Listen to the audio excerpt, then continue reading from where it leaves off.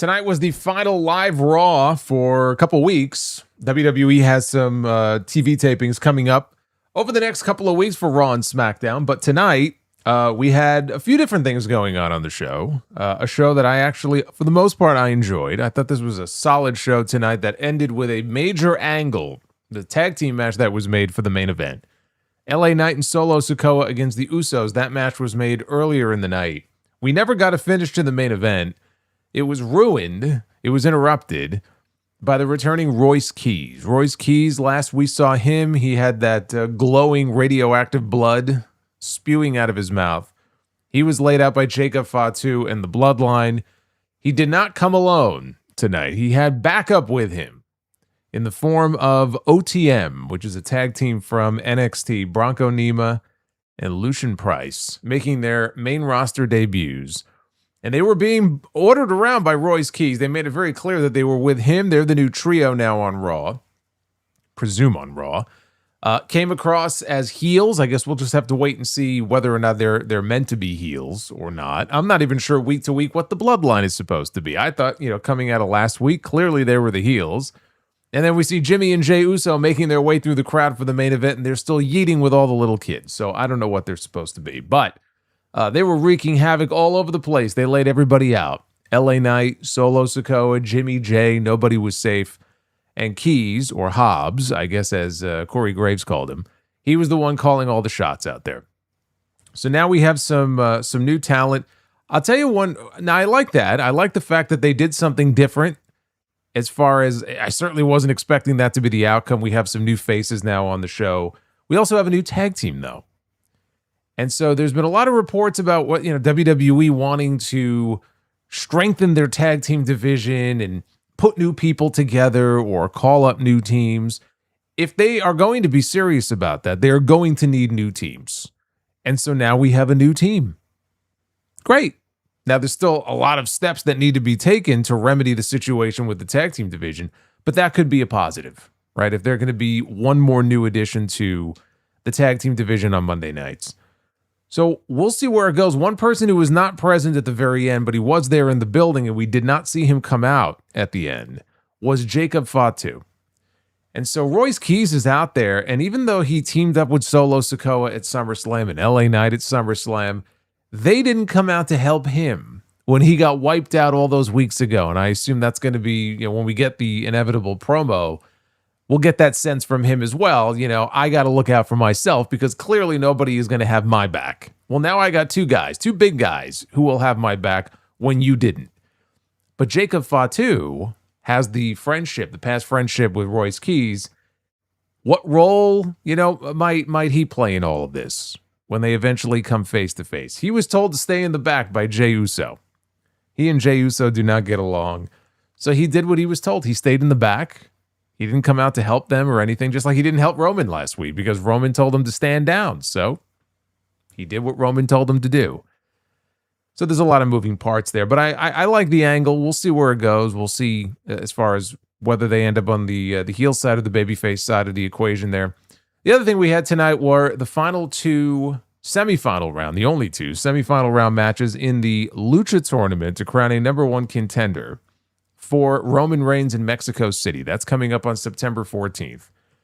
And we had the Lucha Brothers in two different matches. In one match, we had Rey Fenix taking on Dragon Lee, a match I was very much looking forward to seeing. In the other match, we had Penta taking on La Parka. Not the La Parka, the current La Parka. Not the La Parka that I enjoyed seeing many, many years ago. This was apparently the third iteration, we were told, of La Parka. And WWE did the right thing. The match that everybody wanted to see was Rey Fenix against Penta. And it would have been so easy to screw it up just because, we don't want to do that match right now. Right? We're going to save that for some other time. Fuck that. You're going to do this match in the finals of this tournament for a World Heavyweight Championship match. I can think of no bigger place to do it.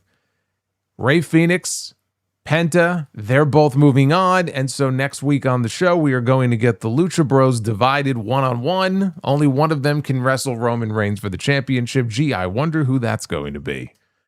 But that's the match that I think most of us wanted to see. And tonight, the two matches were good.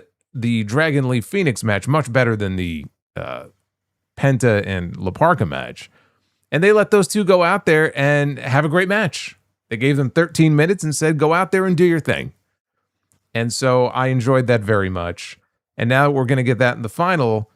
Look, I've enjoyed the tournament. There are matches in the tournament where I'm watching it and I felt like I was watching Lucha in slow motion. I felt like I was watching it at half speed, knowing what some of these guys can go out there and do. And I don't mean they have to just kill themselves, but like some of these matches, you're watching them going, okay, this is a Lucha tournament. It doesn't really feel like it. We didn't have that issue tonight. Not in the Dragon Lee and Ray Phoenix match. So I enjoyed that. And then we also had the contract signing. Big match coming up, Sunday night's main event on September 6th. Femi and Bron Breakker. This whole battle for the future of WWE. Who's the future of WWE? Who gives a shit? We know they're both going to be pushed like the future in WWE. These silly, nonsensical, angles or feuds sometimes in how they... Oh, I remember what was the match they did where it was for like the battle for the future of the business and not just WWE, but the business in general. I think it was something with Seth Rollins and I forget who his opponent was. And I'm just like, really? Like, come on. Nobody believed that. But we can believe in this case that these two are going to be the guys that are going to be pushed the heaviest by this company. And when Paul Heyman is out there saying, oh, this is a WrestleMania main event. Yeah, you know what? It probably is. It's probably a WrestleMania main event 2 or 3 times over. And when this segment was over, and I enjoyed it, I mean, as contract signings go, I mean, it was exactly what you would normally expect. They didn't do anything out of the ordinary. But when it was over, it was very clear to me who came out on top in the verbal back and forth, the verbal joust between these two, and who came off, honestly, as more of a star. There was no ambiguity about it. It was very clear by the time this was over who the real future and top guy is going to be. So we'll get into all that. There were some other things on the show I didn't really care for. But the key stuff I thought was good. Was good. On the whole, I enjoyed the show. So let's talk about this from start to finish. This is your Monday Night Raw review. It is Monday night, August 24th, 2026. I am the Solomon. Oh, yes, Fern, that's right. Fern said Seth said something like that for night 1 of the WrestleMania 40 main event as well. Yeah. That's not what I was referring to, but that is another example of that. Yeah. The fate of the business is on the line. Shut the fuck up. Like and subscribe. And I want to say thank you to everybody as well. I noticed a nice little thing to wake up to this morning. The sound off once again. Second time in as many months. Number 1 on the Apple podcast charts for pro wrestling podcasts coming out of this weekend. Back in the top spot. That's all because of you guys. So I thank you for that very, very much. Always nice to wake up to that on a Monday morning. Let's spin this bad boy here, see how many likes we need to do Be the Booker. We had an insane Friday night. If you were here for the SmackDown stream, and that was a big night. We had the WWE Championship match, CM Punk and Kevin Owens. That was a lot of fun on Friday night. We ended up doing 4 rounds of Be the Booker, and the bombs were dropping. So I want to say thank you for that as well. Let's spin this around, find out what we need. What do we need? 350. That should be doable. This stream is for the future of the business. It says, mind the gap. What business would that be? I don't know. I'll take your word for it. 350 likes is what we need to do 1 round of Be the Booker guaranteed. All right, let's get into this review here. We're going to start from the very top. They started with highlights from the end of the show last week, the big Bloodline segment where Jey Uso was serving Solo Sikoa to Roman Reigns, who was not here tonight. Fear not, though, because we were told later in the show Roman Reigns is going to return. Another return. Yes, that will take place next week. Actually, that will technically take place on Friday because Raw will not be live next Monday. Shut the fuck up. Hey, Daryl, what's up? Fuck that tree. Death Scythe. Coming in hot with a learning tree. Yeah, we're going to talk about Big Cass, too. He had his first match, finally. He had his first match on TV before Blake Monroe did. And she's been coming a lot longer than he has. So think about that. But yeah, so we had highlights from the end of the show last week. Solo Sikoa spiking Roman Reigns, dapping it up with LA Knight. They left together. So now we come back live, and to open the show, we have LA Knight. Comes out to the ring. He's in the capital city of Canada. They were in Ottawa. Were they in Ottawa? Where the hell were they tonight? No, they were not. Where the hell were they tonight? I was thinking, my mind is so set. It was Ottawa, right? Okay. I'm thinking of Toronto for some reason. I still have Toronto on the brain from Friday. Anyway, they're in the capital city for Raw tonight. And he's here to talk about a capital C in coward in Roman Reigns. And when he mentions Reigns, it gets a very mixed reaction here from the crowd. And this has happened numerous times before in LA Knight promos where he's trying to tell people that Roman is a fraud. You can't believe anything he says. He's not a good guy. He's a bad guy. And all the shit that he talks about Roman, and the fans usually boo him. And then he comes back with, I don't blame all of you. I understand. I get it. You guys are brainwashed. He's got you all fooled, right? That's usually his take on that. And so here he acknowledges mixed reaction, but I get it. I understand it, right? He's got to toe that line. He can't heel on the fans because he's supposed to be a babyface. But he really should heel on the fans because I don't know why these people would be cheering for Roman anyway. So he accuses Roman of sending every family member that he could after him to keep him away. And he remembers Roman saying that you haven't earned the right to challenge for the championship. You haven't won a battle royal. You haven't won a tournament. And so then all of a sudden we have this tournament that gets created. And lo and behold, LA Knight can't qualify. He's not allowed to qualify for that tournament. So then he brought out Solo Sikoa. And Solo comes out through the crowd. But not like the usual way. He comes out. He's kind of, I don't know where the hell he was. He was on the main level. He's walking through the crowd. Knight's like searching for him. You can hear Solo on the mic in the background. And he's saying, yeah, a few times. And he did the whole, let me talk to you line. He was doing his best LA Knight impression. So Solo thanked him for helping him last week. Said after everything that they've been through, Knight could have said no, but instead he said, yeah. So Solo was, he was going to deliver another one of Knight's lines. Knight's cut him off and said, look, I let you get away with two of them. He goes, consider this your warning shot. The Usos made their way out, not through the crowd. They made their way through the entrance, spoke from the aisleway. Jimmy said it looked like they had a funny guy in the ring, talking about Solo. He said that Solo probably thought it was funny last week when he went against his own brothers. And when he spiked Roman Reigns, said Solo had consequences coming. So then Jay spoke. Jay did his usual warning shot line. And when he did, Solo did the old Matrix slow motion pose in response. And it was funny because Knight stood kind of behind him, trying to like be there for him in case he fell. And everybody had a nice laugh at this. And Solo at that point pitched a tag team match for the main event later tonight, where it was LA Knight and Solo Sikoa against the Usos. So a very basic opening segment here. Solo Sikoa, though, funny guy that he is, still over as a babyface. People are enjoying it. I don't know how long it's going to last. I don't trust them to not have them turn on Knight and align with his family members. I call it WWE PTSD. I call it whatever you want. I'm enjoying it for now, but the cynical part of me thinks that this is all going to come to an end in the next couple of months, and they're going to turn him right back to a heel, which I think would be fucking insane. Then again, he's got a new t-shirt. If that t-shirt sells well enough, he should be safe for a while. If the t-shirt doesn't sell as well, they might turn him back heel very quickly. We had Stephanie Vaquer, her first match since losing the Women's World Championship to Liv Morgan at WrestleMania. So for the first time in over 4 months, one-on-one here against Roxanne Perez of the Judgment Day.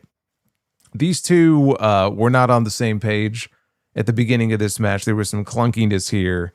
There was one spot where they kind of fell into the ropes. I don't know what the hell happened there. Vaquer went up top when Raquel Rodriguez, who was out there with Liv Morgan, Raquel distracted the referee. Perez then shoved Vaquer to the floor.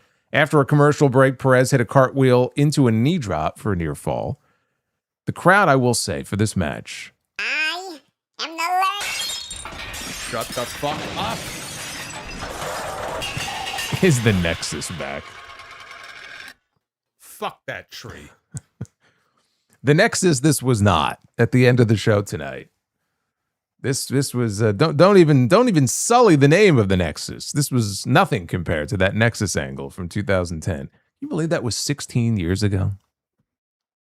The Nexus invaded Raw 16 years ago. I can still remember where I was that day.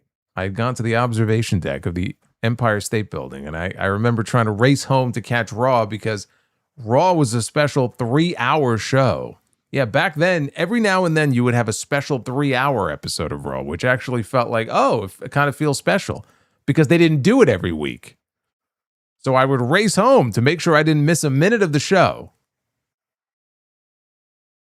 My, how times have changed. Crowd, though, was library silent for this match.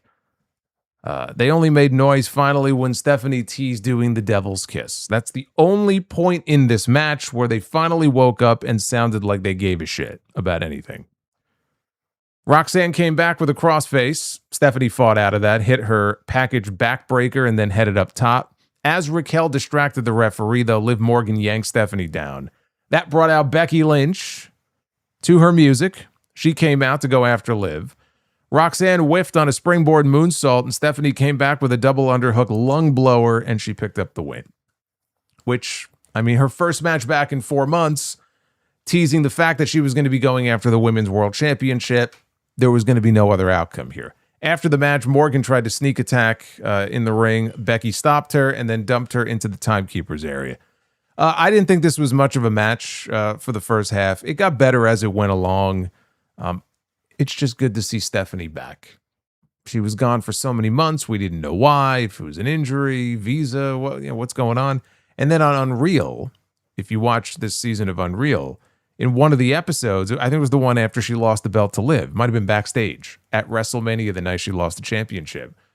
She got very emotional. She kind of broke down talking about how she's been going hard for 10 years and her body, she's burned out. She needs some time off. And so it was probably just as simple as she needed a few months off just to heal up and get her body to where it needed to be. And now she's back. And that's great. Her and Becky being back is great for that women's division. Speaking of back, we go to the back after this match. Rey Mysterio was psyching up Rey Fenix for his upcoming tournament match against Dragon Lee when Dominic Mysterio and JD McDonough show up. And Dom was complaining about not being in the Lucha tournament. Rey said it was because you're not a real luchador, which is a hell of a thing to say to your AAA mega champion. The man who has been the top champion in your company for nearly a year is not a real luchador. Javon Evans showed up and he beat the hell out of Dom and JD and left them laying. And then he and Rey left together. Rey Mysterio. Not Rey Fenix. Rey Fenix had disappeared for the end of this. Then it was time for the first of our 2 semifinal round tournament matches tonight with the AAA Cruiserweight Champion Rey Fenix one-on-one against Dragon Lee. The winner would go to the finals of the tournament to wrestle Penta, even though Penta had not yet qualified for the finals. But I mean, come on now. Let's be real. So we finally got something here that felt like a real Lucha match. It felt like they let these guys go out there and they let them do what they do without much in the way of restriction. I mean, beyond the usual TV restrictions that they have. But they got time. They went out there and this was great. After a commercial break, Dragon Lee hit Fenix with a sit-out powerbomb for a near fall. Fenix came back with a moonsault off the top for one of his own. So Lee had Fenix hanging upside down in the corner. He hit him with the double stomp off the top for a near fall. Lee then caught Fenix with a kick that sent him out to the floor. Now, Fenix ended up on top of the announce desk, sitting on top of the desk.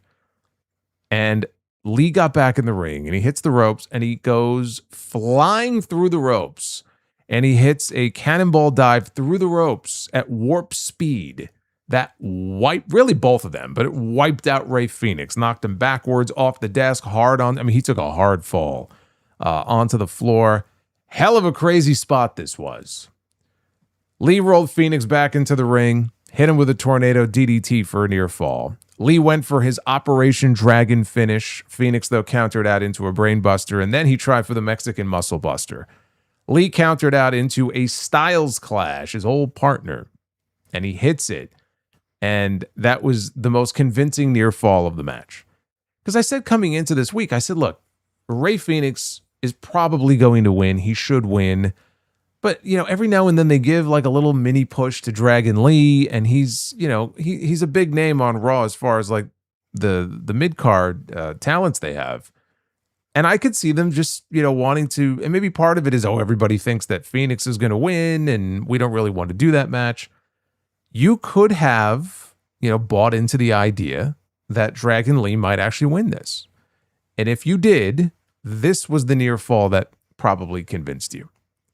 And Fenix kicked out at the very last second. That was well done. Now, Fenix came back with a rolling cutter for a near fall of his own.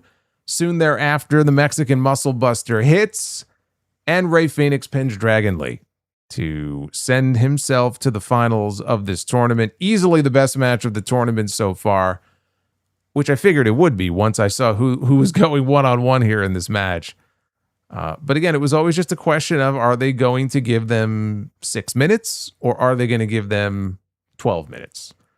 They gave them 13 minutes, which was more than enough time for them to go out there and have a great match and really get the crowd into it on a night where, again, it was like pulling teeth to try to get a reaction out of these people. They went in there and they had a great one. So I very much enjoyed this. The only question now was, who would Fenix be wrestling in the finals next week? We would find out the answer to that a little bit later on in the show. We got a vignette that aired for a woman whose face was never shown. She was never identified. Clearly, it was Lola Vice. If you can kind of tell. It's not that hard. So she was walking into like a club, but then they showed her in a gym tapping out some dudes. And then they flashed the date of 9/14 at the end of the video here, which is a Monday. And it's not surprising because 9/14, same night that Roman is defending his championship against the winner of this tournament, that is in Mexico City. And Lola spent some time down in AAA for a while, so it's the perfect place to debut her. She's going to get a great reaction. I'm surprised if they keep her on Raw unless they move Damian Priest there. I just figured that she would end up on the same brand with Damian Priest. And I don't know that moving him to Raw honestly wouldn't be a bad idea right now because he's doing a whole lot of nothing on Friday nights. So that would be the only surprise to me. But them wanting to debut her on 9/14 in Mexico City is not a surprise. And they had trademarked the term Vice City recently. It's for her. Very narrow specifications, specifically for pro wrestling. That's why they were allowed to do that. But yes, the Vice City trademark is for Lola. Then it was time for the contract signing for Sunday night's main event between Femi and Bron Breakker. Adam Pearce was in the ring with Paul Heyman. He introduced Oba out to the ring first. Heyman then did the intro for Bron Breakker. They each took a seat at either end of the table. Breakker started speaking first, and he asked Oba, "Who the hell do you think you are?" Claiming to be the future of WWE as if you've earned it. What have you done to earn it? He goes, what? You beat Brock? Okay, you won King of the Ring? Said, okay, Oba, you squashed a bunch of people. A lot of great opportunities, but none of them sound like championships. 8 months ago, before you showed up, said that he had WWE in the palm of his hand. The fans chanted his name. They barked in every town, just like they do now for Oba. And then he got hurt. He took himself out. Because let's be honest, nobody in the back is man enough to do it, including you. And then, Oba, you weaseled your way into my opportunities and you got everything handed to you. And then you are in the position that you are in right now because I got hurt. And I'm back here now to rightfully claim what belongs to me. So then Oba spoke up. Oba's just sitting back during all this. He's got his dress shirt on. he's sitting there just with a smirk on his face, just, taking it all in and listening very intently to what, Bron had to say. And Oba called Bron an angry orange man. Why are you so angry? He should have asked him why he's so orange. Why are you so angry? He doesn't underestimate Bron. He thinks that if Breaker had debuted in 2002 and ran up against John Cena, he would be the face and the future of this place. And if he did the same in 2015, up against the big dog back then, he would be the face and the future. I will tell you right now, the answer is no. He would not be. If Bron Breakker came along in 2015 and Vince McMahon had the big dog, he would have love in his eyes. You remember, believe me, I'm sure you all remember how hard that Roman was pushed back then, the blue contact lenses, right? All the big situations that he was put in, every opportunity that he was given to get himself over. You think Vince would have passed over Roman for Bron Breakker? Give me a break. For the benefit of this promo, though, we'll pretend that's true. So if it was 2015, Breakker would have been the face of this place. But this is 2026, and he has the unfortunate privilege of running against him, Oba Femi. But this is the part of the equation where the math stops making sense to Bron, because Bron can't understand that because Oba exists, his chances of being the face of this place have drastically gone down. Actually, if you want to say it the right way, drasticky, I believe is how Scott Steiner said it. Little Steiner math here. The dogs are barking. They're barking up the wrong tree. He's outclassed on every level. And on Sunday night's main event, he will show Bron that he is the ruler, he is the destroyer, the bringer of war, and the future, Oba Femi. So then it was Breaker's turn to retort. He said, "This is funny. I love it. I love that they chant your name and they do the strut, and that they all think Oba's going to run right over him. He's going to force Oba to fight him in the deep waters. He's going to get tired. His lungs are going to not have any air in them. His legs are going to basically be gone. He's going to be sorry, thinking that he could compete with a real dog like him.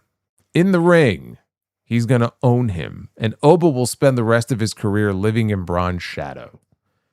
He's Bron Breakker, the guy that Oba Femi could not beat." So with that, Breakker signs the contract. Then he stands up and he walks over towards Oba. Said, "You want to sign this?"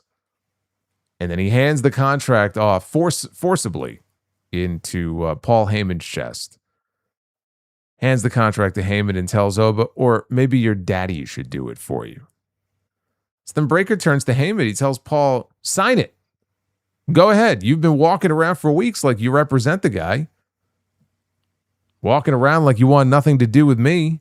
Brock shows up. I take a back seat. Go ahead. Sign it. Sign it for him." And he grabs Heyman by the jacket as he's screaming. And then he turns, in the middle of all this, he turns and he cheap shots Oba with a forearm. And then a few seconds later, Oba shoots back up. He grabs Breakker by the throat. So we get a slugfest. Austin Theory comes into the ring from behind. Oba fights him off, but then he turns around. He gets dropped by a clothesline from Breakker. Now it's a 2-on-1 assault. Theory holds Oba up for Bron to run the ropes. As he comes off the ropes, though, Breakker eats a big boot. Femi knocks down Theory. He clotheslines Breakker out to the floor. Now Theory is back. He gets scooped up and beeled halfway across the ring through the table. I mean, he got put through this fucking table. And Breakker gets back up on the apron. He's thinking about getting back into the ring, but he second guesses himself because Oba is standing there, and Oba has the crazy eyes. Now, I said this in my Dynamite review last week. Kenny Omega, after he put Will Ospreay through the table at the end of the show, I said he had the crazy eyes. That was nothing compared to this. I mean, Oba looked like he was about to blow a gasket. Like his eyes were about to pop out of his skull. And wisely, Breakker thought better of it. He stepped back down to the floor. And that was the end of that. Oba picks up the contract and he says, "Sunday night's main event, Breakker is running away. You're running from me." And Oba signs the contract. He tosses it out of the ring right at the feet of Bron Breakker. So I thought this was good, and we had the back and forth on the microphone between these two, And I think look, I mean, if this was a UFC fight, you got 3 rounds, right? Go to the judges' scorecards. The judges graded 10-8, 10-8, 10-8 for the winner, or however the fuck they do it. Well, this was a clean sweep. This was a win for Femi here. Now, Breaker, it's not like Breaker, was awful or anything, but he was outclassed. Like Femi, when I told you that he just sat there and he looks all calm with a smirk on his face, just taking it all in, he didn't look fazed by any of this at all. He said what he said. I thought what he said was on point. Breaker, yeah, I mean, he kind of stammered a little bit through parts of his promo, but like when it was over, Oba just felt like he was the more polished of the two, and he was the guy who, was the future, right? He's going to be the future. If this is about who's going to be the future of the company, he came off that way a hell of a lot more than Bron Breakker did. So I thought this was a win for Oba, but I'm looking forward to the match itself because it does feel like we are now in or are heading into this next phase, this next period of WWE where you're going to start to see people like these two, and then others will join them as well, as time goes on, as those new faces that they're going to have to rely on in main events, because CM Punk is not going to be around forever. Sami Zayn, Kevin Owens, even Roman, right? These guys are not going to be around forever. Look at all the guys that are already gone. Cena, gone. AJ, gone. Brock, gone. And there's going to be more. So we're heading into this next period here. And I can understand if they didn't maybe want to go to this match this quickly, if they wanted to save this for further down the road. Save it for what? How long are you going to put this off for? I was pissed they didn't do it in the King of the Ring tournament. I think to do it the first time there, it wouldn't have hurt anybody. But now we're getting it, on Sunday night's main event. Maybe we'll get multiple matches out of it, but I'm glad that we're going to this now, because my question coming out of SummerSlam and that win over Brock was like, what the hell do you do now with Oba if he's not going after Roman? Which honestly, it would have made the most sense. You just beat Brock Lesnar, you vanquished him. What else is left for him to do other than go after the World Heavyweight Championship? But they probably want to save it, have him win the Rumble, go to Mania. All right, well, you got 6 months to work with here. What the hell do you do with this guy? You're not going to have him go in there and wrestle Gable for the Intercontinental Championship. I mean, that would be ridiculous. So you feud him with the Vision. You feud him with Bron Breakker and probably Bronson Reed. Because Bronson Reed, in my mind, as I think about what could they do here in this match, how does Bronson Reed not get involved? How does Bronson Reed not get involved and cost, Oba Femi the win? I'm sure that's where this is headed. And then coming out of that, you can do Oba and Bronson Reed before you even circle back around to Oba and Breakker again. And you can get a few months out of this. I mean, I'm looking at these photos that we've seen around social media recently of Bronson Reed. He looks like a fucking different person. Get him in that mix. I'm sure they will, on that show. I'm sure he's going to factor into that match in some way. So what we got here was good. I'm looking forward to the match, and I'm looking forward to Bronson Reed being back. Get him back in the mix. Bring some, life back to the Vision. I don't think they need to be in the Vision at all, but if they're not going to disband this group, let's get this guy back. Can we please just, get something going here with these guys? I mean, the Vision is on fucking life support at this point. We go to the back. Jacob Fatu is back there. You could throw his name on that list too. When I was talking about the future and this next phase, this next kind of generation of stars right now, he's definitely right up there with those two.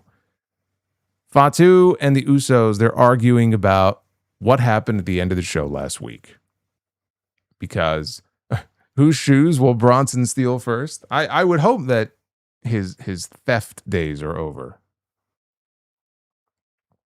I don't think we need to go back to that.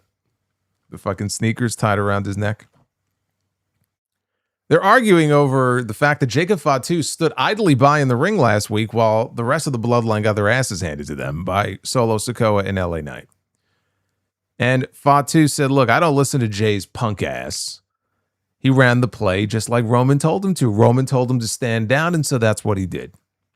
So Jay showed off his spiffy new Ufalafa that he has, the black Ulafala that he has around his neck that Roman gave him. He called the play for Fatu tonight, which was stay in the back and stand around doing nothing, like you did last week.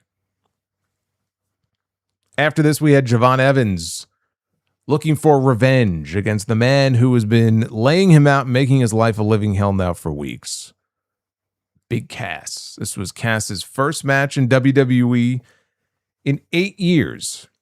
Last match he had in WWE was against Daniel Bryan. Been a long time since that match happened. And he lost. And I thought there was a chance he could lose here, and that would have been fucking dumb. So let's see how this goes. Michael Cole is trying to tell this story on commentary. And he's talking about how 8 years ago he was fired from WWE, and he still doesn't understand why WWE fired him, and he's unwilling to take responsibility for his actions, and he's putting the blame on everybody but himself. And Corey Graves says, he's a coward who sneak attacks smaller stars from behind over and over again, that shows his insecurities. So they have their story that they're telling here as far as Big Cass goes. Cass wiped him out early with a boss man slam. Later on, Evans dumped him into the timekeeper's area, and he did his spot where he gets a running start around the ring, dives onto him.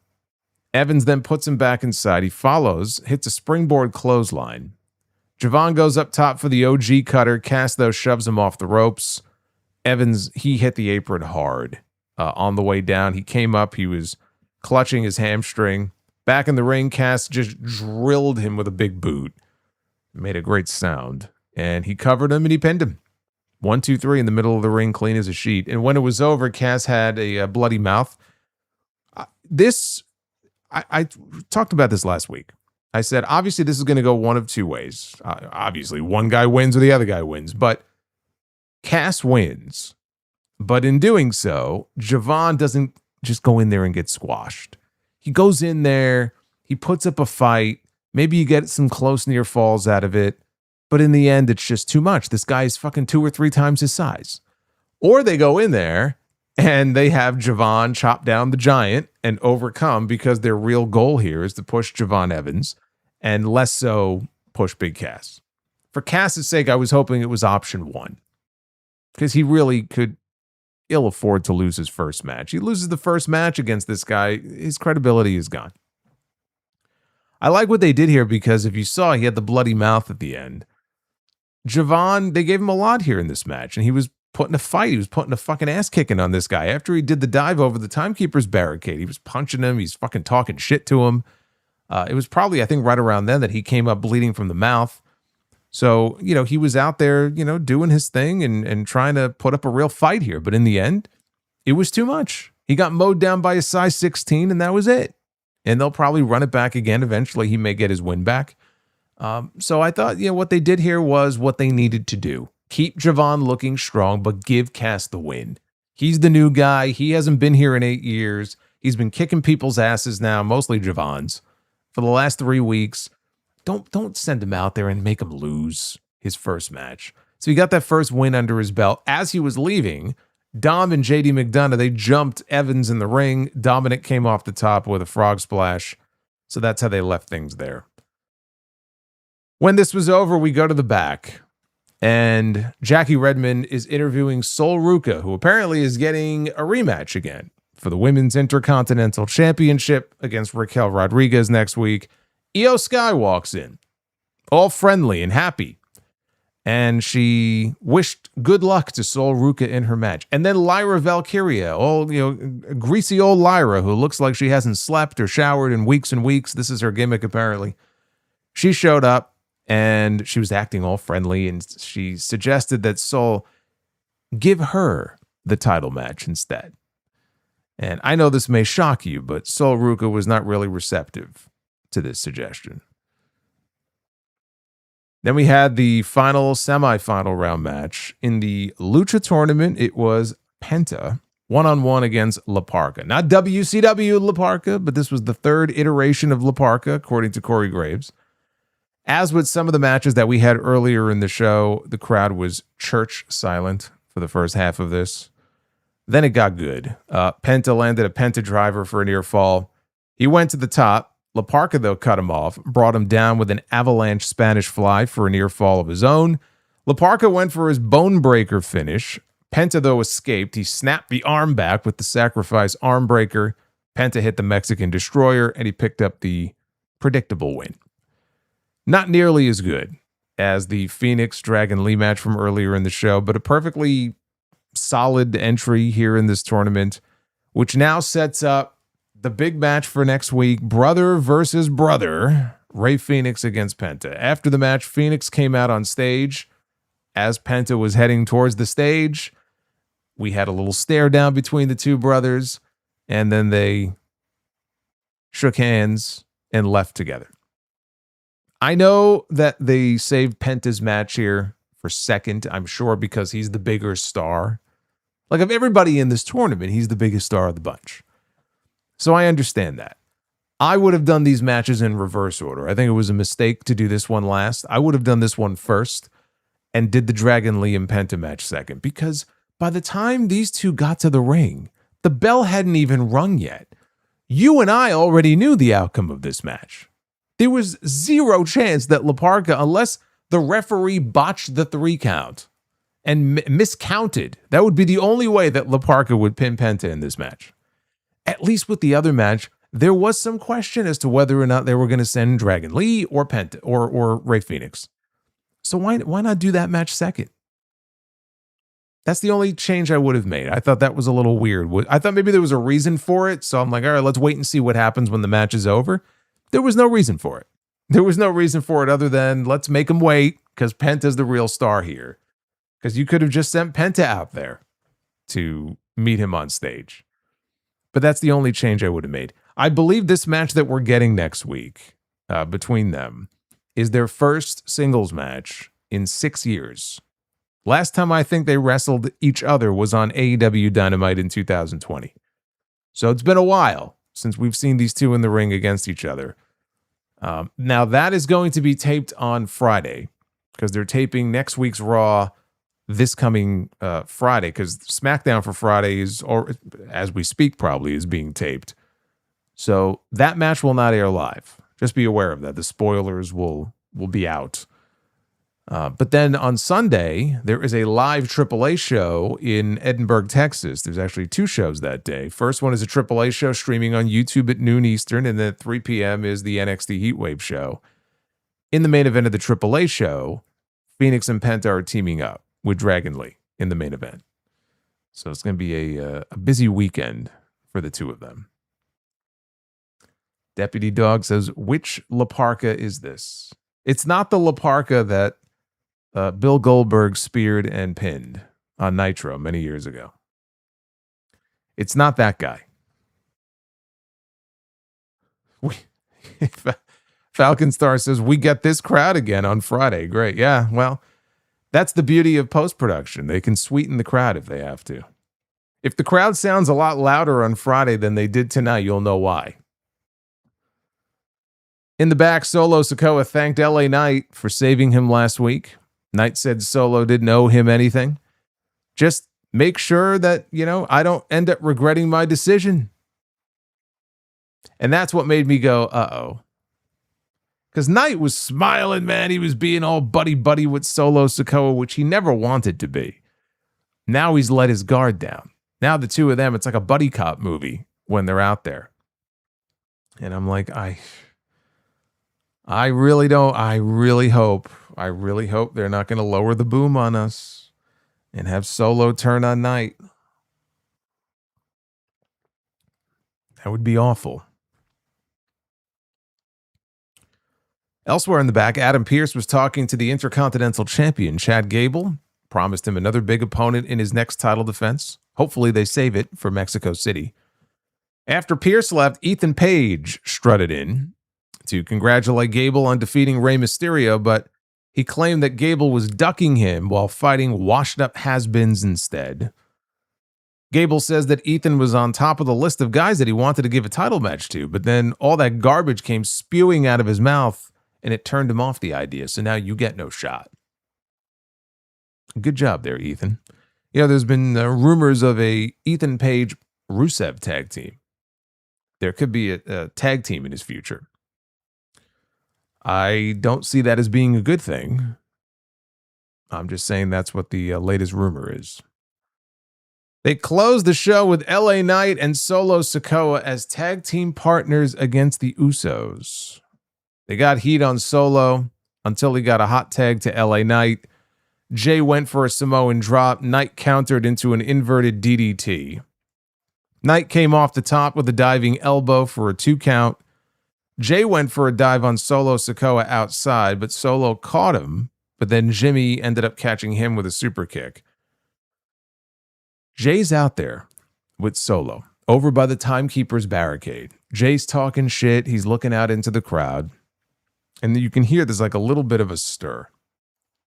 All of a sudden, Royce Keys comes from out of nowhere, and he tackles Jey Uso and Solo Sikoa, spears them through the timekeeper's barricade. I've never seen that spot before. Holy shit. Something new. So through the barricade they go. Now, he had a bandana on covering his mouth. It was very clear that it was Royce Keys, as Corey Graves shouted, "It's Hobbs!" No, wait, it's Keys. He corrected himself real quick. I'm like, you know what? It is Hobbs. Just fucking call him Hobbs, because that's who he is. But he wasn't alone, because in the ring were 2 giant men who also had their faces obscured by a pair of bandanas.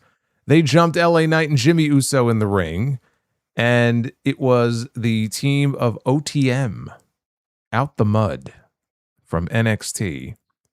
Bronco Nima, Lucian Price. I guess we know why Nima just got kicked out of Perez Del Mal in AAA, even though he just joined in June. What's going on, Barry? So yeah, I guess we know why he was kicked out of that group, even though he just joined in June. We got our answer here. So they're now aligned with Royce Keys for some reason. I guess after the Bloodline killed him a few weeks ago, he felt he needed some backup because nobody else wanted to help him out. So let me go find some new friends. The match itself got thrown out. There was no, who gives a shit? But there was no decision. They never rang the bell or anything like that. Keys was assaulting Jay and Solo and LA Knight. Hit LA Knight in the head with the steps when Knight was in the ring, and he kind of poked his head out through the ropes. And he got those stairs smashed right into the side of his face, and then he fell out of the ring. So he's beating all these guys up. And yes, some of these guys were his tag team partners only a few weeks ago at SummerSlam, but that was SummerSlam. This is now. That was then, this is now. And he was commanding OTM to pick up Jimmy while Keys was holding Jay, forcing him to watch. And he told them, put him through the table. They picked up Jimmy Uso by his arms, cross style, and they just dumped him right through the announce desk, while Keys forced Jay to watch them murder his brother right in front of his eyes. So the crowd was very quiet for all of this. This was a recurring thing on this show, but they were very quiet for this. I don't think they knew what to make of it, or they didn't care. They probably didn't even know who OTM was, most of them. I looked at this and I just said, Keys did nothing wrong here. Royce Keys was viciously attacked on this show a few weeks ago. Nobody came to his aid. And he was left beaten and bloodied in the ring. And so he decided, I got to take matters into my own hands here. If we have the Bloodline and you have, they're running amok and doing whatever they want to do, and no one is going to come to my aid, then I got to go find somebody who's willing to stand by my side. It felt, though, to me like they were being portrayed as heels. Now, we'll get a better sense of that once we hear from them the first time and they cut that first promo. But that's certainly how it came across here. Well, I said at the beginning, I don't know anymore with the Bloodline, because last week, clearly heels. And then this week, also heels at the beginning, but then for the main event, you got Jimmy and Jay coming through the crowd, and they're yeeting with the little kids, and it's like nothing's even changed. because no one either knows how or is allowed to be truly like a heel in WWE, right? I mean, if Jey Uso has the Yeet stuff and he's got merch to move, and so we can't sacrifice that. We'll let him play heel a little bit in some of the segments on TV, but they're not really fully heel. Nobody in WWE right now really is, if we're being honest. Who's the closest thing to like a true, honest heel? I would say Roman, but that's not how the fans treat him. But that's just how it is. Just how it is in this company. On the whole, though, I like the show. I like the contract signing. I like the Lucha matches, more so the Dragon Lee and Fenix match. And I thought the ending here was something different. I just thought we were going to get a typical tag team main event with a blasé finish, or some drama. Maybe Jacob would come out or something, and it would have been like, all right, fucking boring, whatever. This was something different. I don't need, gang warfare where we have a whole crew of new factions. We had that years ago where it was like you had this group and this trio and that trio. And I don't want to see a flood of that again. But if they're going to be on Raw, it adds a new wrinkle to things, I guess, in terms of like this, faction warfare. Because the Judgment Day is not really much of a faction anymore. The Judgment Day has Liv Morgan, Raquel Rodriguez, and Roxanne Perez. Dom and JD at this point are basically just a tag team. They're the only men left in the Judgment Day. No one is afraid of the Judgment Day. No one is running scared from Dominic Mysterio and JD McDonough. I don't even really count them anymore. The only real faction on this show is the Bloodline, right? Now you have whatever this trio is going to be. The question now becomes, because he didn't come out here, how does Jacob Fatu factor into this? Because we know of the past friendship with Royce Keys. He didn't come out here. So we don't know how he feels, where he stands, what that first confrontation is going to look like between the two of them.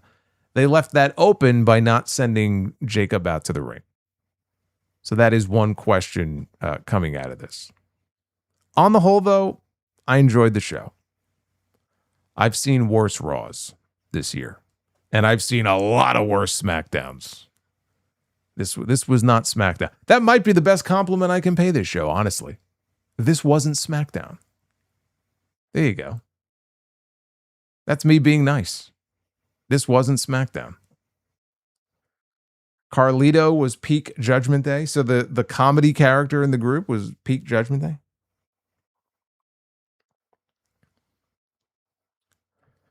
Royce ain't blood. He had blood coming out of him a few weeks ago. That's how we ended up here.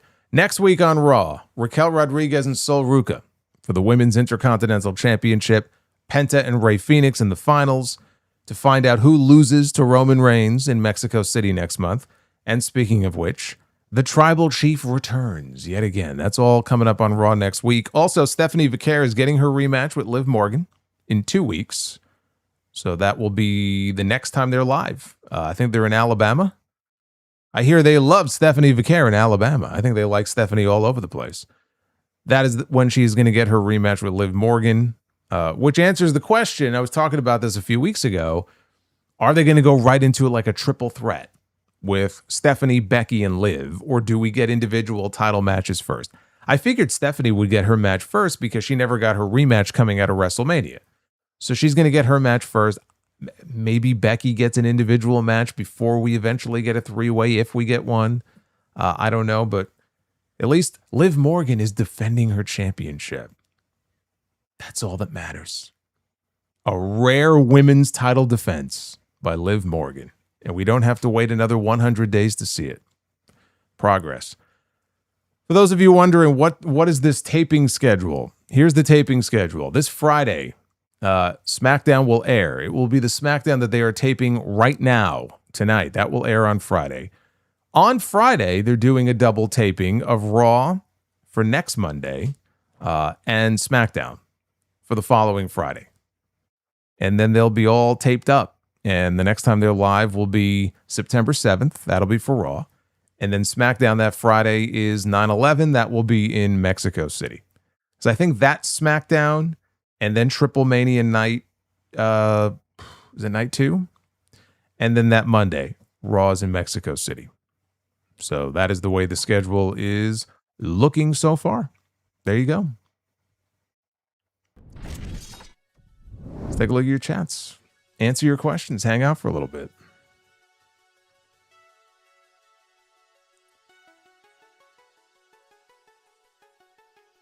How many? In 8 months this year, how many times did Roman return? Too many times. Not enough fingers on both hands to count how many times Roman Reigns has returned. Yes, Raw is not live. Why are people saying Raw is live next week? Raw is not live next week. Raw is taped. I said Raw is live in Alabama in 2 weeks. September 7th. That's after Labor Day. Because they got a hectic travel schedule. They got a Mexican tour coming up in September, and I guess they just wanted to give them some days off. Joseph Stewart. I don't think Joseph is going to be in Mexico City, but hopefully he'll be with us. Happy Monday to you, Joseph. It says, remembering Bray Wyatt today. Yes. It's been 3 years, if you can believe it. Also, Joseph with the $4.99, was Paul Bearer supposed to be what Alfred was to Batman, but as a manager to The Undertaker? I don't think when they conceived of that gimmick, they had Batman on the brain. I guess you could argue, kind of in a way, he's like Undertaker's Alfred, but no, I don't believe that had anything to do with that. What was the backstory to the Undertaker character? I want to use that backstory as inspiration for my story and comic. The backstory for the Undertaker? I mean, just go back to the Kane days. You know, he was a little brat kid who burned his parents' funeral home down. He was a menace to society. He was a he was a problem child. What would Macho Man Randy Savage's career have been like if Missy Hyatt was his manager as well as her career? Yeah, so I talked about that in my Dark Side of the Ring review. There was a pitch or a proposal for Missy Hyatt to be brought in '85 as the manager of the Macho Man Randy Savage. He wanted it to be Liz, who was his real-life wife. They went with Elizabeth. I'm glad things worked out the way they did. What would that have looked like, though? I think it could have worked. I don't think it would have been. It would not have been as long-lasting as what we got with Liz and Macho, and I don't think the dynamic would have worked as well. I think it could have worked. I just don't think it would have worked as well.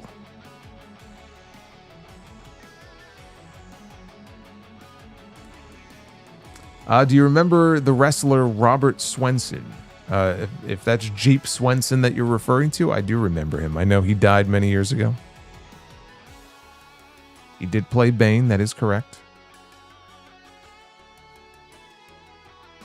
Joseph with a $9.99 says, how different would the Sopranos be if Chaz Palminteri had played Tony Soprano?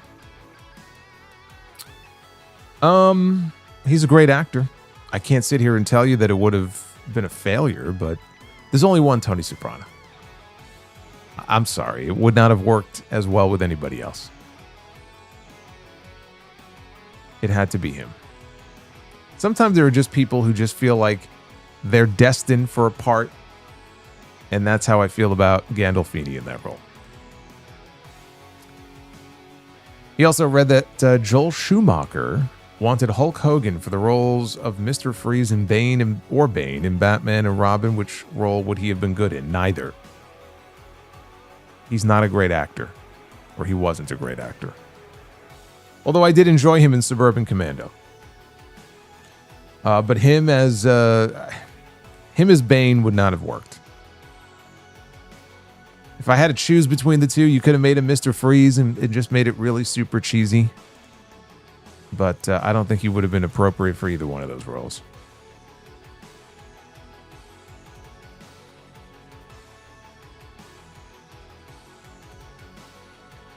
That movie that you are referencing, Joseph, I have no memory of that. I don't think I ever saw that. We got Emma. Howdy, Solomonster. It's already been 3 years since Bray Wyatt has been gone. What is your favorite Bray or Fiend match? Personally, mine has always been the Firefly Funhouse match. Sending some love your way.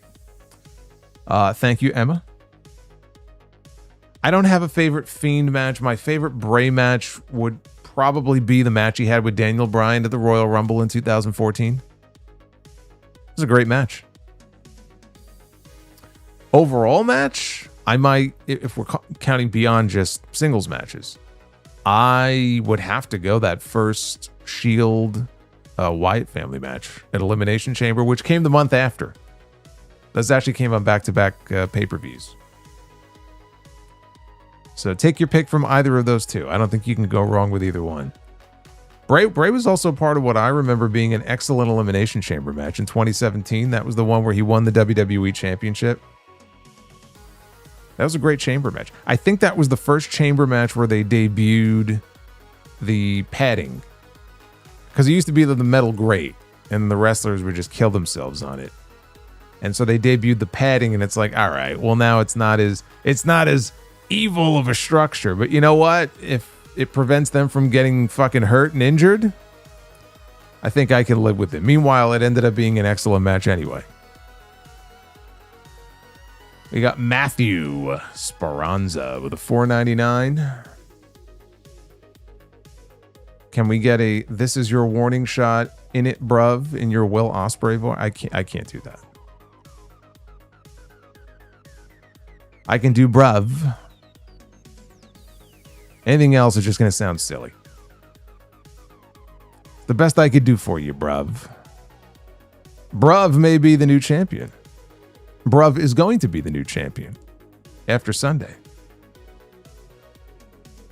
No warning shot needed, bruv. Jared Edwards. In Tokyo, Japan on vacation. Just came back from Bangkok. Celebrating my 33rd birthday. It's been an awesome year. Thank you for the streams and the podcast. So he's in Tokyo right now. He's like on a world tour. He just came back from Bangkok. Yeah, Tokyo's on my bucket list at some point, or just Japan in general, not just Tokyo. I hate long flights like that, so I'm unwilling to do that. That's the only thing stopping me. A fucking 15-hour flight. Well, I appreciate the kind words, and I hope you're enjoying your vacation and having a very happy birthday. It sounds like you are. Death Scythe. From Armageddon 2002 until his retirement, Shawn Michaels went 0 for 16 in world title matches. If Kevin Owens loses 4 more, he will officially break HBK's record, and WWE loves breaking records. Oh, they do. They love their records. I don't know that he's going to get that many more opportunities, honestly, to be WWE champion. Prince Vegeta says, what's your thoughts on Bob Holly? In my opinion, he's underrated. I'm surprised he didn't win many championships. I would have given him the ECW title, beating RVD, and then him being the one to drop it to Bobby Lashley. I think he's a good wrestler, and I enjoyed the Hardcore Holly stuff, especially when he was doing the matches in the 24/7 portion of the Hardcore division during that period, and the stuff he did with Crash. Right, the super heavyweights. I enjoyed that. He was a tag team champion, right? Hardcore champion. I vaguely recall him winning the Intercontinental title from Jeff Jarrett, maybe it was, many years ago, but then it got overruled or overturned or something, so it doesn't count.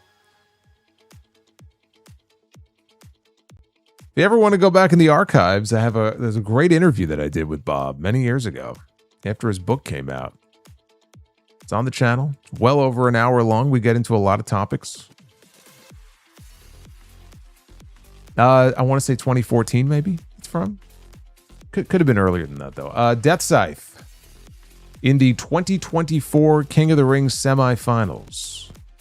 We could have had Gunther and Ilya Dragunov, but I guess it was more important to do another Gunther and Jey Uso match. Oh, yeah.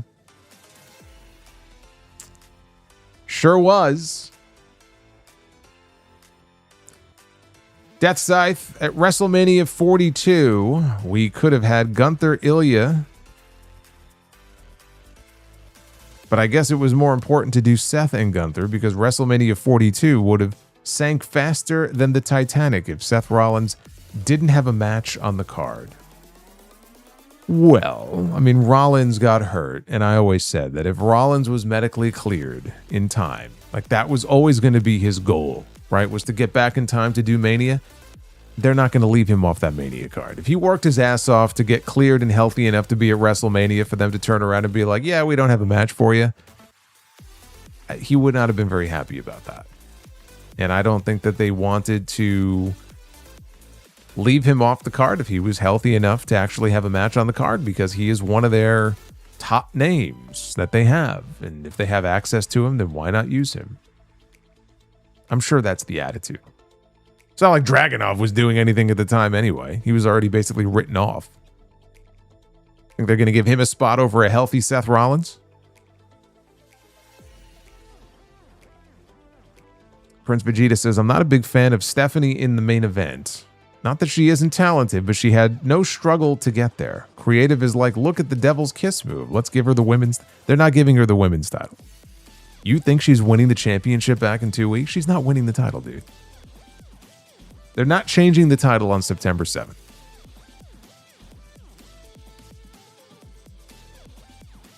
Death Scythe. I finally watched Obsession. And the way they shot lighting in some of the scenes reminded me of the French horror film Inside, which had a lot of blood. I think the way that they lit some of those scenes was brilliant. She's like always in the dark. Not always, but like in so many of those scenes, she's in the dark. Like you can kind of make out her face, but like barely, and it just made it creepier. Bossmo Jackson, solid show tonight, and a debut from NXT. Yeah, there'll be two of them soon, because Lola is on her way. Lola.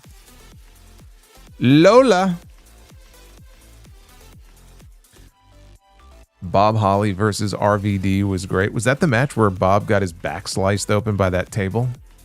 That was a deep cut. Donnie Yasu, what's the phone song that you play at the start of the stream? Well, Donnie, you're in luck because if you go into the description, I always have it listed on the bottom of the description. So you could find the full title and credit down below. It's a great tune. Shout out to the new arcades. They reached out. Some nice comments because a lot of you have left love for them on their channel under the song. And I appreciate that, and I know they do too. Nick Grasso, according to the Wrestling Observer, talents like Bayley, Carmelo Hayes, Damian Priest, and Johnny Gargano are rumored to potentially be getting the budget cut treatment. Do you think there's any truth to this? I have not read that from anywhere. Is that something that's breaking tonight? Because I don't believe that was ever reported by the Wrestling Observer. I mean, you write that out, it makes it sound like their names are specifically being mentioned. And so many times it ends up being a case where Meltzer is on his radio show or something and speculating, giving an opinion, and then these websites run with it as if it's actual news. A lot of those names have been bandied about by fans on social media, speculated on. I've seen no hard reporting to suggest that any of them are about to be cut.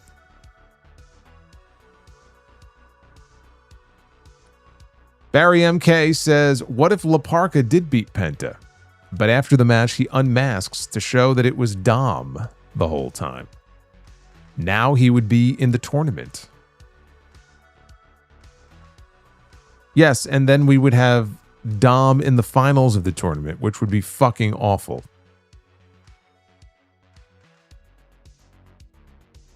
Would have been a slick idea, though. Actually, that's something LA Knight should have done. I said the L in LA Knight stands for Lucha. Not a bad idea, but unfortunately the outcome would have been bad. So I'm glad they didn't do it. Bossmo Jackson, hopefully Keys gets some momentum going now. Yeah, I don't know. He didn't have a lot of momentum before. I don't know if that's going to suddenly change just because he's got some backup with him. But look, they're trying. You know, he was in a big main event angle tonight. They gave him a new group. It's not like they're not trying to make something happen. It's more than I can say for Ricky Starks right now. Or Ricky Saints. The Working Man with a 5. Gunther is a heel. Says, come on, nothing he does makes his character likable. He understands the assignment, in my opinion. Now, people think he's a cool heel. Especially that line on Cardona on SmackDown last week.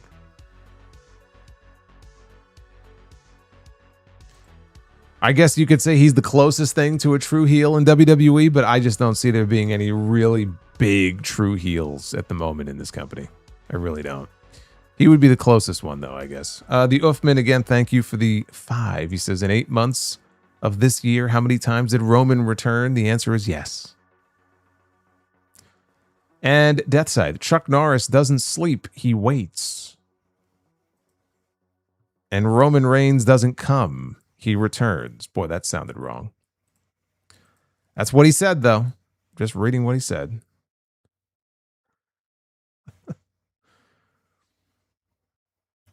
The Working Man. Hogan Thunder in Paradise is a guilty pleasure of mine. People forget Jack Lemmon's son is his I haven't forgotten. Who are these people? Don't lump me in with those people. I remember very well. Chris Lemon.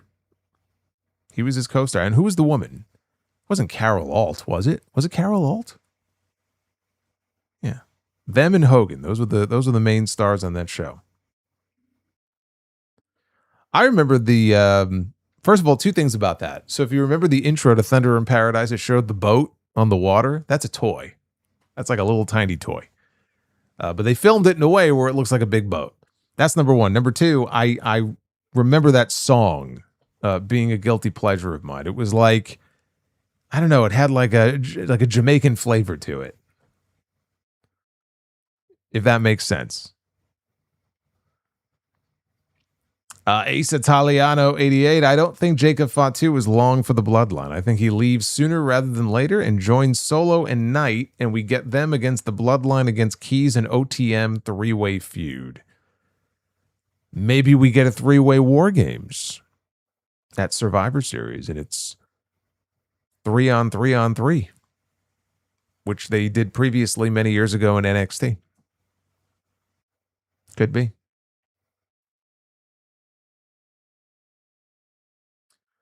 Death Scythe, if Mankind is the Joker to Undertaker's Batman, then Batista is the Bane to Undertaker's Batman because Batista did not fear the dead man. A lot of Batman influence I see in WWE. The Pat's #1 fan says, how would Kurt's run in ECW have looked like? I think he would have had some great matches against guys like Taz and RVD and Jerry Lynn. But it would have been brief. WWE would have snatched him up pretty quick. And Marshall with a $9.99. Thank you, Marshall. Hi, Solo. What do you think about Peacock and ESPN raising their prices again? What do I think? I think fuck Peacock and fuck ESPN. That's what I think. Can't be any clearer than that. Thankfully, most people, I think, who have access to ESPN Unlimited have it for free and probably don't have to pay for it.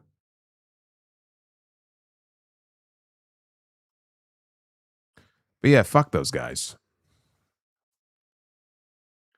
All right, so the goal was 350 on the likes end, and we blew past that. So we got Be the Booker coming our way. I think we're 8 out of 10 on the bonus goal. We're only 2 away from a potential second round. We'll see if we get there, but right now, let's commence the first round of Be the Booker. Here we go. Are you ready? I'm ready. I know you're ready. The Booker. Mind the Gap says, unfortunately, Crystal Lake. is on Peacock. Oh, that's right.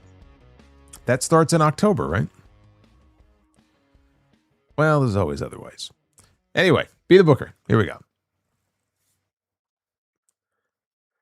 Here we go. We have Top Flight. Darius and Dante Martin. Still looking for those first tag team titles. They will be stepping into the ring and losing. I say losing to the Mega Maniacs, Hulk Hogan and Brutus the Barber Beefcake.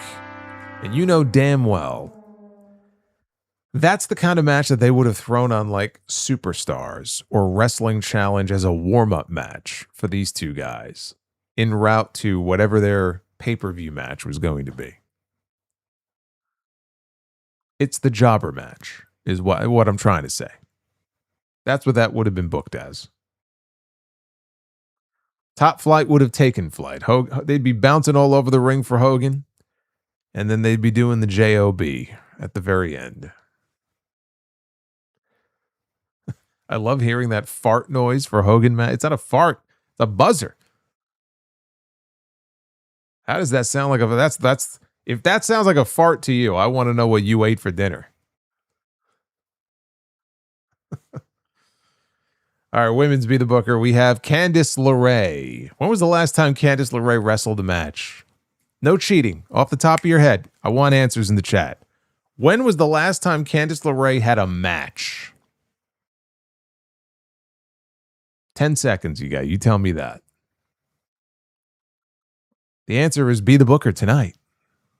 I'm doing what WWE is afraid to do. I'm giving her a match. And I'm giving her a match against the Ring of Honor Forever Women's Champion. Over 1,300 days and counting.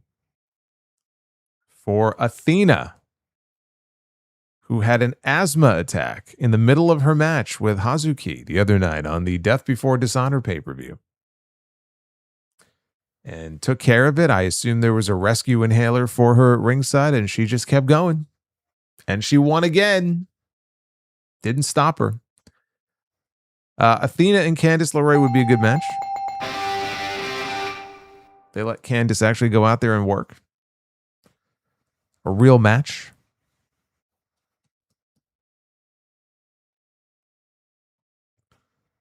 And our main event. It looks like what will be the main event of the evening, so we have to make it a good one.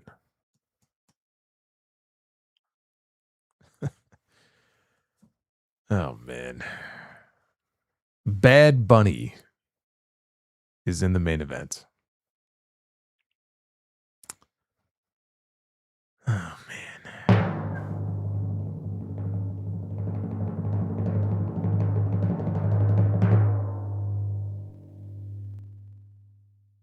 What a match. What a match. Kevin Nash, Wolfpack Kevin Nash, Big Sexy Kevin Nash, one-on-one with Bad Bunny. Who leads this match? It has to be Nash, right? But I mean, Nash has to be the general of this match. Of all the people to put Bad Bunny in the ring with, though. People think it's worth a bell. Okay. All right. I'm surprised. I'm surprised that many people wanted to bell this one. I guess they're intrigued by this. Who interferes in this match and helps Bad Bunny win? Issa. I think Issa will interfere and help Bad Bunny win. If you know, you know.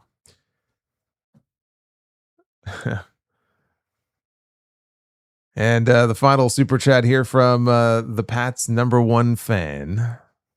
Would 3 hour... No.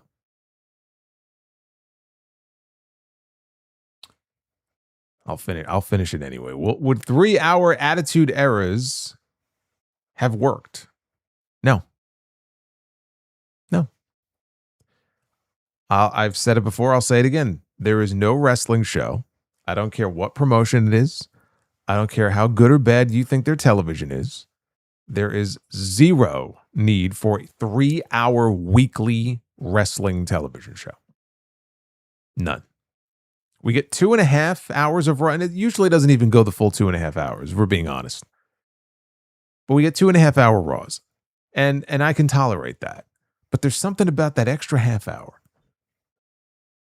Every week, like every now and then is one thing. We're talking every single week. No, the answer is no. The answer is no. If it's a bad show, I certainly don't want 3 hours of it. And if it's a great show, I'd rather they keep it tight and leave me wanting more for the following week. Did Bonesaw kill the business, losing to Spider-Man? I think the business died long before that. Also, how did Monday Night Football do during the Monday Night Wars? I mean, Monday Night Football still did well, but they were getting hurt. They were getting hurt. There was a rumor. I wish I knew the accuracy of this, but there was a rumor during that period that there were conversations had where they were trying to get WWE or WWF specifically to move Raw to another night like Tuesday so that they wouldn't have to compete with wrestling. I don't know how accurate that is.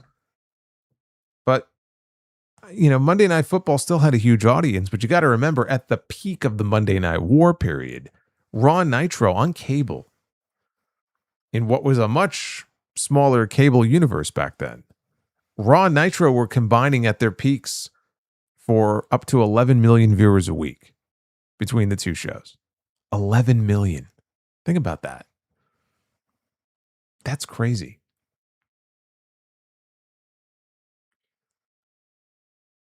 Navy 4181.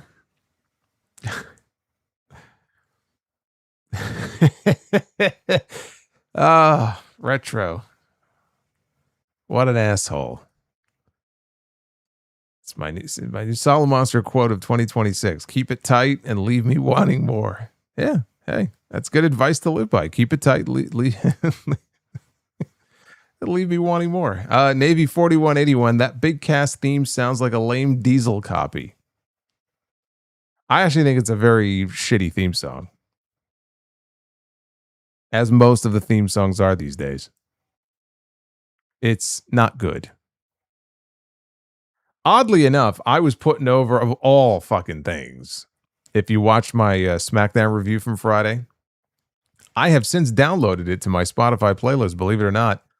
I was putting over the MFT's theme, which I think was Tala Tonga's singles theme. But how often did we see him wrestling singles matches? So now they've adopted it as the MFT's tag team theme. It's just like an instrumental. It's pretty basic, but I like it. I really like it. It's a rare W for Def Rebel. One of the few times I'll ever say that. B Money 04 with 38 months of channel membership. If HBK doesn't get hurt in 98, does he still stay in DX and feud with Austin over the title and align with Vince McMahon like Dude Love did? Or no? No, I don't think he does. I mean, does he stay with DX? Probably. Does he align with Vince and take the Dude Love spot? No, I don't think he does.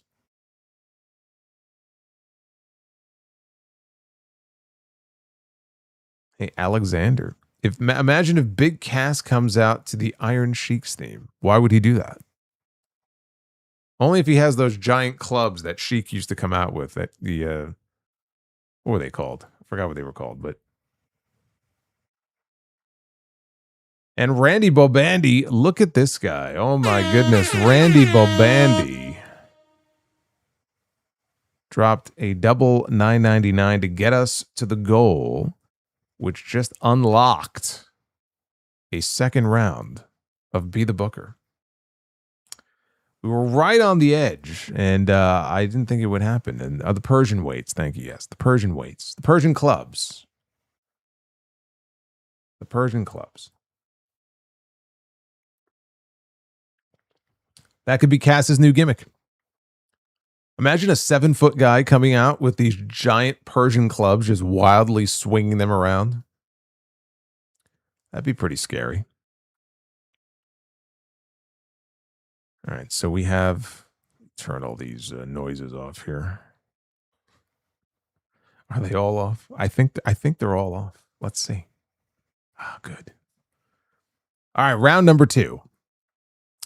We get one more of these, and this time we get to pick some stipulations, which always changes the game here, make things a little more interesting.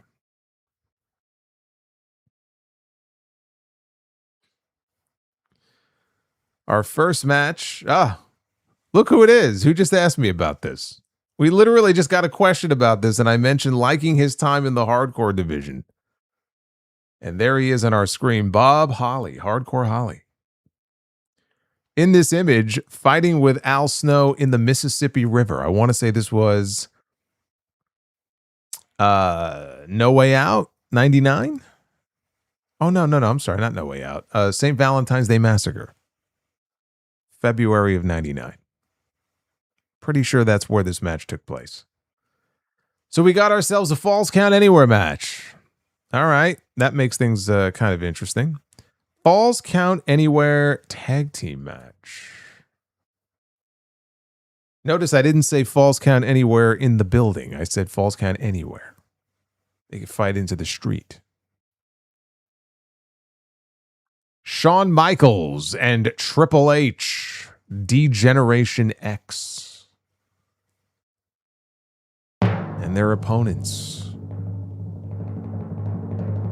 in this Falls Count Anywhere match are the Quebecers, Jacques and Pierre. They're going to fight out into the street. They should do this match in Canada. They were in Ottawa tonight. Should have a Falls Count Anywhere in Ottawa match. Fight out into the cold. Fucking snow all over the ground. I mean, I guess maybe in Ottawa it's not snowing now, but you know what I mean. Remember when I went to Montreal many years ago? I went for New Year's, so it was freezing out. And they had this thing where they were, I wish I knew what they were called. They gave us, it was some sort of stick. And then you rolled it in honey. God, I took a video of it. I forgot what they're called. And then it like instantly froze. Really, really good. The Canadians, man, they know. They got some good shit up there. They're baking. Top notch. Great bacon.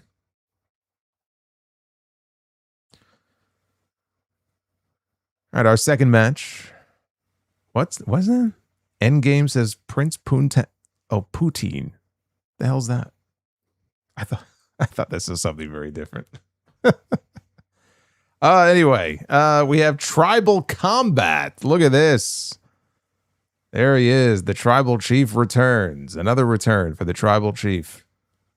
We're getting Tribal Combat, guys. Which means we got to go with the men here for this next match.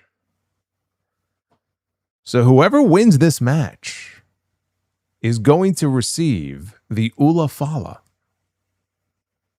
That's what's on the line here in this match. Tribal Pride and the Ula Fala. Who is getting the Ula Fala? Oh my God, CM Punk.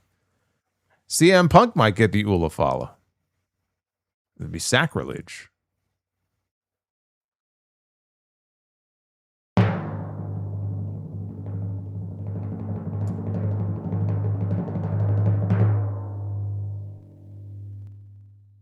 CM Punk against Seth Rollins in Tribal Combat. The more things change, the more they stay the same. We're still in the Roman Reigns vortex, and we have Seth Rollins against CM Punk. Be the Booker is getting lazy, falling back on the same storylines. We might have to oust Be the Booker from the writer's room. Like we haven't seen this shit before. Well, who gets the Ula Fala? I think it'd be kind of funny if CM Punk got it.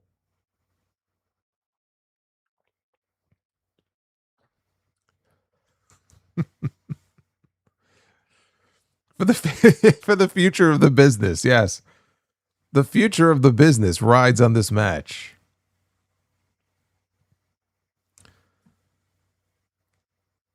At our main event, a boiler room brawl. I always had a soft spot for this. I think there have only been 2 of them in WWE history. Undertaker and Mankind, Mankind and The Big Show. Those are the only 2 I can remember. Those are the only 2 that matter. Actually, I can barely remember the second one. I think it was on SmackDown. This is the only one as far as I'm concerned. So the way this match works is they start in the boiler room and they have to fight their way out of the boiler room through the backstage area out to the ring to collect the urn. Paul Bearer will have the urn in the ring, and the first person to grab the urn and take possession of it will win the match. That's how this works. Be the Booker has been repossessed. Oh my goodness. It is the Repo Man. Now you'll notice I'm not playing the loser jingle. And the reason is we are shielded from this when it is the bonus round. Now, if it was the regular round, this would be over. During the bonus round, though, we have Repo Man protection. So the good news is we get to keep spinning. Still a boiler room brawl. It is still a boiler room brawl. We soldier on here. Who was the first person I picked? I got so wrapped up in the Repo Man stuff, I forgot the first person who I landed on.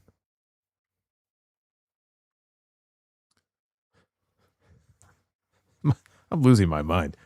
Remind me again, who was the first person I landed on?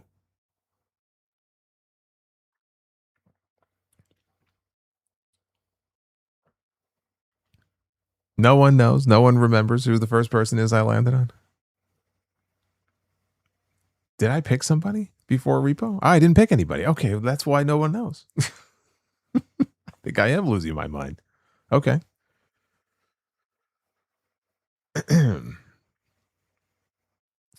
All right, good. So we're going to pick Ravishing Rick Rude is going down into the boiler room, everybody.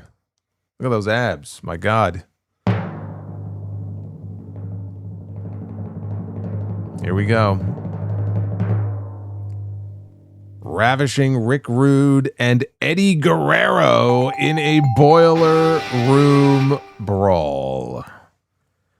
See, I like that. Rick Rude, one of the better wrestlers, bell to bell from his era. Eddie Guerrero, obviously one of the best of his era. You take those 2 guys in their physical prime and you put them in the ring together and you are going to get one hell of a wrestling match. In a boiler room brawl, though, you're going to get more of a brawl. I still think it would be a hell of a match. Even with the stipulation, I still think it would be a hell of a match. Oh, man. Two stars who are no longer with us. But it wouldn't have been a hell of a match.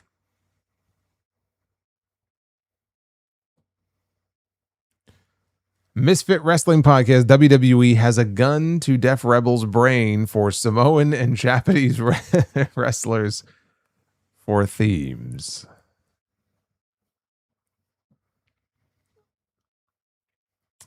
They do tend to get some of the better theme songs. I guess Big Cass does not fit into either of those camps. So he ended up with an inferior theme. Well, thank you guys. I'm glad we ended up doing the double round. Hopefully we can do well. I mean, we have Wednesday coming up, so I won't hold my breath. But you never know. I mean, every now and then we start popping off on a Wednesday, and we have one of those nights that just ends up being a big surprise. So the Dynamite post show, Dynamite is actually in Glasgow, Scotland this week. So I'm expecting a much rowdier bunch than we had tonight in Canada for this show. So that's on Wednesday. Tomorrow, though, will be a brand new episode of the Uncrowned Wrestling Show. That will be dropping later in the day, and then tomorrow night live on JD's channel for Tuesday Night Titans. Dynamite post show Wednesday, SmackDown on Friday. We'll have the SmackDown post show. And then next weekend is all in London. So there will be a brand new sound off, episode 978. God, how many shows have I done? 978. And then, Sunday is the big AEW show of the year. And when that show is over, I'm thinking, that show's probably going from 1 o'clock Eastern to about 5 or 5:30. And then we'll probably hold off until maybe 8 p.m. that night and go live. I think that's a good plan. Take a little break in between the 6 hours of AEW. And then we'll have our big post-show review. So a busy week and weekend coming up. Be well. Stay safe. Have yourselves a great night.